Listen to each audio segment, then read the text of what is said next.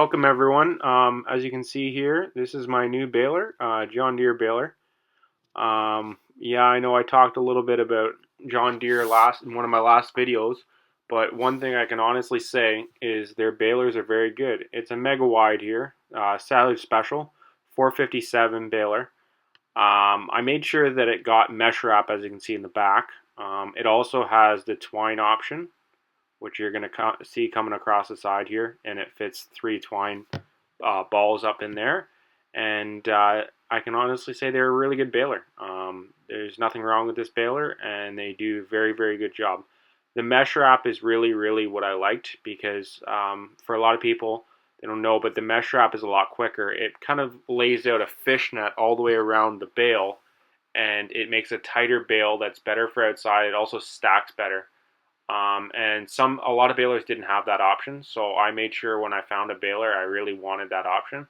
It's a hardcore 4x5, so it makes 4x5, and you can adjust the core, and you can adjust how wide the mesh wrap goes around the corners. It has cover edge.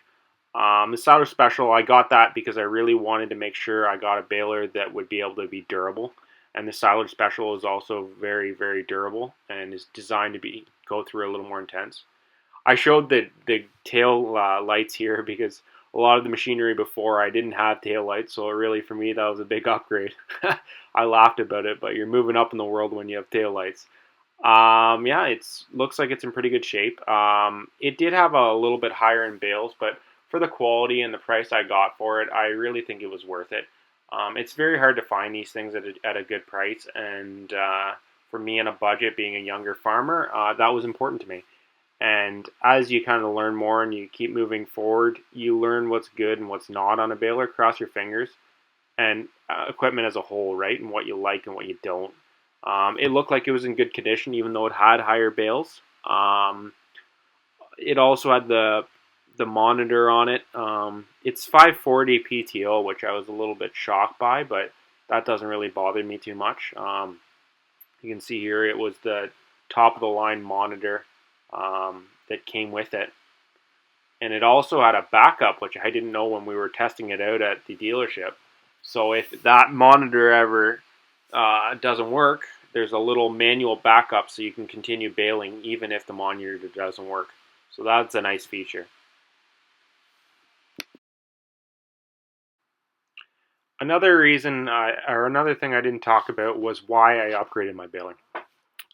I do a little bit of custom work, and the problem is if a baler isn't consistent on reliability, or it doesn't produce the type of bales that people want, it kind of puts you in an awkward position because you can't make bales that people want, and then they're not as valuable, and you're not getting the value out of it. So it makes more sense to spend a little bit extra money on a baler to produce a product that's more reliable and produces a bale that people want. This way you can kind of outsource some of your costs by doing custom work, and you kind of pay for the baler that way. And I was having trouble with my other baler doing that. It just wasn't producing tight enough bales, and the other issue was a lot of people didn't want a 5x6 bale. It was either too big or it wasn't hard enough to stack. And that's why I switched to this baler, and hopefully it does well and produces well. So I'm excited about it, and I can't wait to try it out. Cross your fingers.